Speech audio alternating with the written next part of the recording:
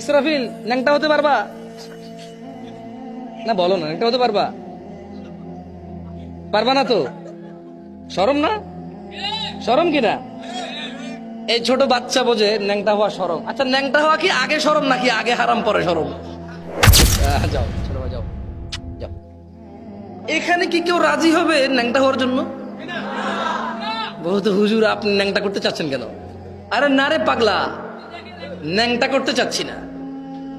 আচ্ছা, ন্যাংটা হওয়া কি হারাম তারপরে শরম নাকি আগে শরম পরে হারাম? আগে হারাম না শরম? এটা হারাম, এজন্যই তো শরম, ঠিক না? তো চায়ের দোকানে যে গান বাজে, এটা কি হারাম না? এটা তো শরম লাগে না কারো। তার মানে হারাম, হারামের শরম সবার লাগে না, সব কাজে লাগে না। একই লোক সিগারেট খায়, হারাম, শরম লাগে না, ন্যাংটা হতে পারবে না। একই লোক শুকর খায় না, হারাম, কিন্তু ঘুষ খায়। অথচ শুকর যে আল্লাহ হারাম করেছে, ঘুষ সেই আল্লাহ হারাম করেছে। তার মানে মানুষের কাছে হারাম হালালের মানদণ্ড পরিবর্তন হয়ে যাচ্ছে। যদি কোনো কাজ 10 জনে করে তাহলে আর এটা হারাম হলেও শরম নাই, যদি কোনো কাজ 10 জনে না করে তাহলে এটা হারাম না হলেও শরম।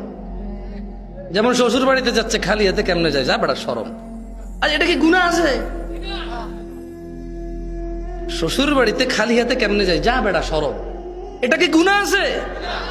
তাহলে যেই কাজ 10 জনে শরম বলে ওরে, ওটা হারাম না হলেও ওর শরম লাগে, আর যেই কাজ ওর সামনে 10 জনে করে ওটা হারাম হলেও ওর শরম লাগে না।